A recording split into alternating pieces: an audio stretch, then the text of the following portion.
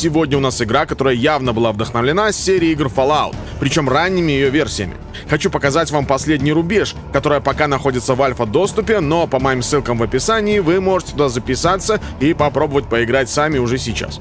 Разработка игры идет с 2014 года. Собравшаяся команда — это опытные разработчики, за плечами которых есть выпущенные отечественные игры и фан-проекты. Игра представляет собой MMORPG старой школы. Заметно, как разработчики вдохновлялись классикой. Помимо явного влияния Fallout, чьими фанами являются создатели игры, многие из которых в свое время занимались модификациями на движке второй части, ну и есть рвение на Ultima Online. Итак, сюжет классический. 30 лет назад мир игры пережил глобальную атомную войну между США и СССР. Последовавшая за этим ядерная зима практически полностью уничтожила все живое. Немногие уцелевшие оказались в момент катастрофы на дальних рубежах и начали борьбу за выживание, стремясь удержать немногочисленные ресурсы, что остались на ледяных пустошах. Регион игры — это Чукотка, Аляска и промерзший Берингов пролив, именуемый Коркой.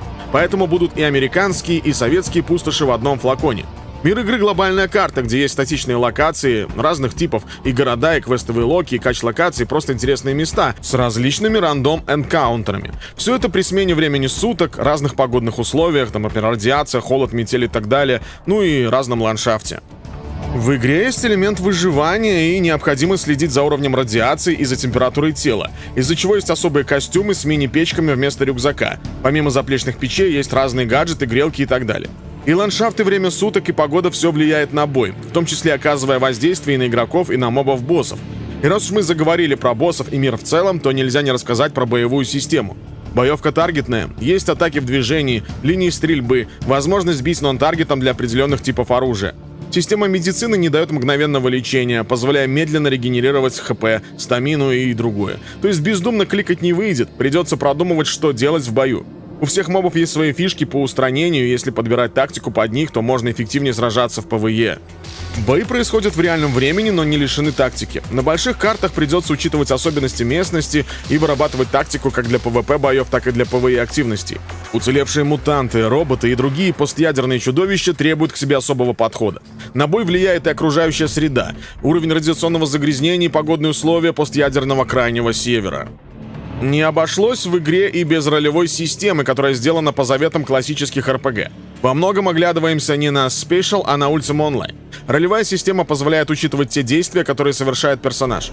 Имеются атрибуты, многочисленные характеристики и навыки, влияющие на всю деятельность персонажа, от скорости ходьбы и точности стрельбы до эффективности снятия трофеев со зверя или устойчивости к низким температурам.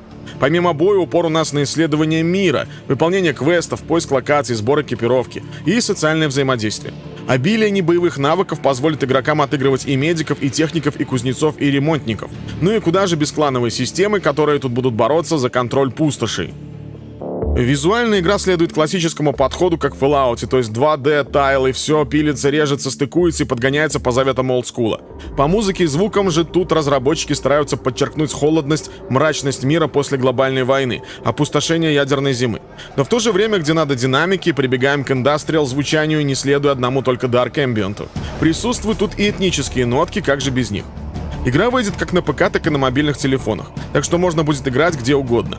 А совсем недавно был открыт магазин поддержки разработки, с помощью которого можно приобрести наборы поддержки для помощи в финансировании игры.